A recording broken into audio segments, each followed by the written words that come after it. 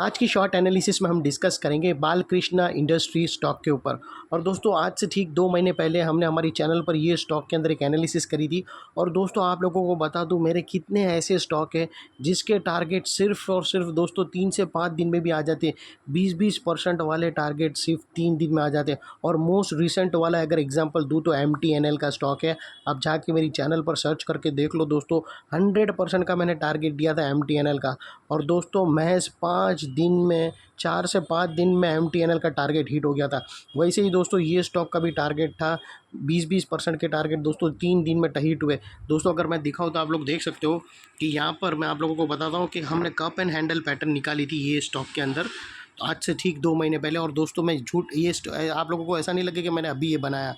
मैं ये चार्ट का मैं लिंक वीडियो डिस्क्रिप्शन में डाल दूंगा, जाकर देख लेना। मैं झूठ नहीं बोल रहा हूँ। मैं शायद आप लोगों को ऐसा लगेगा कि मैंने अभी बनाकर डाल दिया, लेकिन वो जो लिंक बैक डेटेड वाली लिंक पड़ी है, वीडियो पड़ा है मेरी चैनल में जो डिस्क्रिप्शन में भी रहेगा, वो झूठ नहीं बोलेगा। दोस्तों देखो यहाँ पर हमने कप एंड हैंडल पैटर्न निकाली थी। और दोस्तों इसका टारगेट देखो, ये 1 कैंडल, 2 कैंडल और तीसरी कैंडल, 3 कैंडल में इतना बड़ा टारगेट हिट दोस्तों। मतलब ये भी एक one of my favourite stock है दोस्तों। यहाँ से अभी और दोस्तों कोई बड़ी बात नहीं, ऐसे बहुत सारे स्टॉक भी है। आप लोगों को बताता हूँ कि कोई कोई दोस्तों ऐसे स्टॉक होते हैं जिसके मतलब टारगेट एकदम ही तुरंत ही फटाक से। तो दोस्तों ये था कप एंड हैंडल, इसकी भी लिंक दोस्तों मैं डिस्क्रिप्शन में डालूंगा। ठीक 2 महीने पहले मैंने एनालिसिस की थी। और अभी दोस्तों अगर आप देखो तो यहाँ पर अभी एक ज़बरदस्त चीज़ बनी है दोस्तों, जो आप लोगों को शेयर करने लायक है और मस्त, इसमें भी अपसाइड कैप्चर हो सकता है। दोस्तों अगर आप देखो तो ये स्टॉक जून 2024 से करेक्शन के अंदर था। मोटा मोटी देखो तो महज 2 महीना इसने करेक्शन में बिता दिया। और करेक्शन में भी दोस्तों 2 महीने में भी इसने दोनों तरह का करेक्शन दिया। इसने प्राइस वाइज करेक्शन भी दिया है और टाइम वाइज करेक्शन भी दिया है। पहले स्टॉक ने प्राइस वाइज करेक्शन दिया है, जहाँ पर स्टॉक काफ़ी हद तक डाउन साइड करेक्ट हुआ। इसके बाद स्टॉक ने टाइम वाइज करेक्शन के अंदर स्टॉक साइडवे जाकर एक बेस बनाया और अल्टीमेटली उसको ब्रेकआउट किया है। और फिलहाल ये स्टॉक को देखो तो दोस्तों इसके अंदर भी मल्टीपल पॉजिटिव फैक्टर्स एक साथ ब्रेकआउट हुए। ये स्टॉक के अंदर भी दोस्तों एक डाउनवर्ड स्लोपिंग पैरेलल चैनल थी जो एक स्ट्रॉन्ग रेजिस्टेंस का काम कर रही थी। अल्टीमेटली स्टॉक ने उसको ब्रेकआउट किया है। यहाँ पर करेक्शन कंप्लीट के कंफर्मेशन मिले, पॉजिटिव हिडन डाइवर्शन मिला और एक बहुत बड़ी रिवर्सल चार्ट पैटर्न मिली है, जिसके तहत ये स्टॉक अपसाइड में 14 से 18% रिटर्न देने के लिए रेडी है। लेकिन दोस्तों इसमें कोई भी मेरी बाय सेल होल्ड रिकमेंडेशन नहीं है, ये प्योरली एजुकेशन पर्पस से आप लोगों से शेयर कर रहा हूँ। दोस्तों इसके जो प्रीवियस जो टारगेट हिट हो गए उसके बाद स्टॉक बहुत ज़्यादा चल चुका है। उसके बाद फिर वो करेक्शन में आया है। अभी यहाँ से second leg of impulse start हो रहा है। सेकेंड ये इलियट वेव की जो सेकेंड वेव स्टार्ट होती है दोस्तों, उसका रनअप स्टार्ट हो रहा है, वो हम डिस्कस कर रहे हैं। दोस्तों अगर मैं आप लोगों को बता दूं तो यहाँ पर ये जो टॉप था जहाँ से करेक्शन का आगाज़ हुआ था, और यहाँ से कुछ ऐसी downward sloping parallel channel stock के अंदर बनी।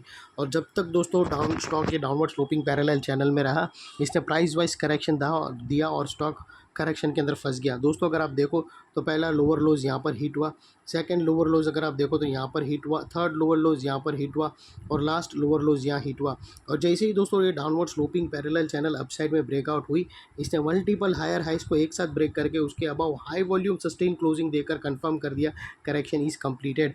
यहाँ पर 2 बड़ी चीज़ एक साथ हमें मिली दोस्तों।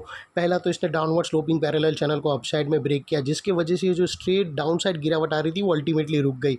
और सेकेंडली दोस्तों इसके अंदर एक back to back lower lows hit होने की चेन बनी हुई थी, वो तोड़कर उसने हायर हाइज लगा दिया, जो हमें कंफर्म करता है कि स्टॉक के अंदर करेक्शन कंप्लीट हो चुकी है। यहाँ से अपसाइड मूव के लिए स्टॉक रेडी है। अनलेस एंड अनटिल कोई नया लोअर लोज हिट ना हो जावे या फिर पुराने लोअर लोज के नीचे स्टॉक क्लोजिंग ना दे दे, तब तक हम मानकर चलेंगे कि स्टॉक के अंदर बॉटम लग गई है और करेक्शन कंप्लीट हो चुका है। और दोस्तों देख लेते हैं डाइवर्शन का पार्ट। तो दोस्तों अगर मैं आप लोगों को RSI डालकर दिखाऊँ तो यहाँ पर क्लियर कट हमें पॉजिटिव डाइवर्शन मिलता है। दोस्तों अगर आप RSI के लोअर लोज को कंपेयर करो प्राइस एक्शन के लोअर लोज से, तो यहाँ पर क्लियर कट हमें पॉजिटिव हिडन डाइवर्शन मिलता है। प्राइस एक्शन के जो लोअर लोज है दोस्तों अगर आप देखो तो वो अपसाइड में टिल्ट हुए हैं, और वही एरिया से दोस्तों RSI के लोअर लोज देखो तो वो डाउन साइड में टिल्ट हुए हैं, और यहाँ से हमें ब्रेकआउट मिला है जो एक अपसाइड मोमेंटम पंप करेगा। और सेकेंडली दोस्तों बात कर लेते हैं चार्ट पैटर्न की। तो दोस्तों अगर मैं आप बताऊँ तो यहाँ पर एक ज़बरदस्त कंसोलिडेशन हुआ है और यहाँ पर एक पैरेलल चैनल ब्रेकआउट हुई है दोस्तों।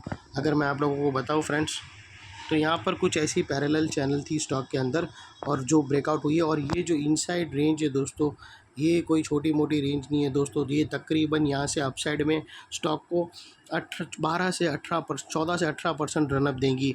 और वो लिहाज से दोस्तों स्टॉक का भी जो अगला अगला टारगेट निकल के आ रहा है वो तकरीबन 3700 का आ रहा है फ्रेंड्स।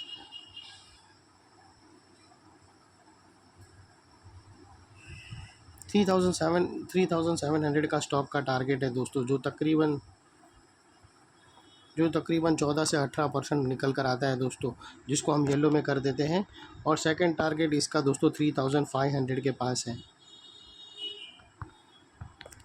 ये 14 से 18% का टारगेट है। और दोस्तों ये टारगेट रीच होने से पहले बीच में कुछ रेजिस्टेंस है जो स्टॉक फेस करेगा, जिसको हम रेड में कर देते हैं। और सेकेंडली दोस्तों यहाँ पर अगर आपको स्टॉप लॉस रखना हो तो ये जो ब्रेकआउट कैंडल की जो लो है उसके लो के नीचे क्लोजिंग बेसिस पे आप स्टॉप लॉस रख सकते हो। और दोस्तों वो लिहाज से अगर आप रिस्क टू रिवॉर्ड रेशियो देखो नेक लाइन के पास से,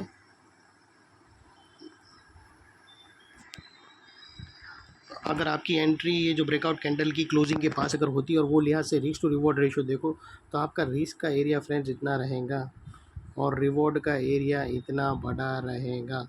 और दोस्तों इन केस अगर आप लोअर स्विंग भी रखते हो तो वो लिहाज से भी अगर आप देखो ना तो लोअर स्विंग यहाँ पर बनता है। और वो लिहाज से रिस्क टू रिवॉर्ड रेशियो देखो तो भी दोस्तों आराम से 1:2 का रिस्क टू रिवॉर्ड रेशियो मिल रहा है, जो काफ़ी फेवरेबल है फ्रेंड्स। आप लोअर स्विंग भी स्टॉप लॉस रखते हो तो भी आसानी से 1:2 का रिस्क टू रिवॉर्ड रेशियो मिल रहा है। और सेकेंडली दोस्तों ये जो नेकलाइन के पास वाला एरिया है वो बहुत ही इंपॉर्टेंट एरिया है, क्योंकि अगर आप देखो तो यहाँ पर मल्टीपल पॉजिटिव फैक्टर्स एक साथ एक्शन में आते हुए मिले दोस्तों। यही एरिया पे हमने downward sloping parallel channel upside में ब्रेकआउट होते हुए मिली, यही एरिया पे लोअर लोज हायर हाइज में शिफ्ट होते हुए मिले, यही एरिया पे दोस्तों हमें पॉजिटिव हिडन डाइवर्शन RSI के थ्रू मिला, और यही एरिया पे दोस्तों एक पैरेलल चैनल ब्रेकआउट होते हुए मिली। तो दोस्तों जो एरिया अभी तक एक स्ट्रॉन्ग रेजिस्टेंस था वो अल्टीमेटली स्ट्रॉन्ग सपोर्ट बनकर खड़ा है। और इनकेस अगर स्टॉक अपसाइड स्टार्ट हुआ और ये जो ब्लू लाइन के पास अगर सेलिंग प्रेशर फेस करके वो वापस नेकलाइन को रीटेस्ट करने आया तो दोस्तों यही एरिया सामने आके एक स्ट्रॉन्ग सपोर्ट का काम करेगा और स्टॉक को अपसाइड में पुश करेगा या फिर साइडवे कंसोलिडेशन में पुश करेगा।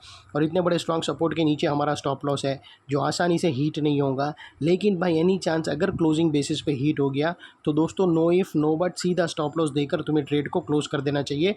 ये थी हमारी एनालिसिस। अच्छी लगे तो प्लीज़ चैनल को लाइक शेयर सब्सक्राइब करना फ्रेंड्स। Thank you.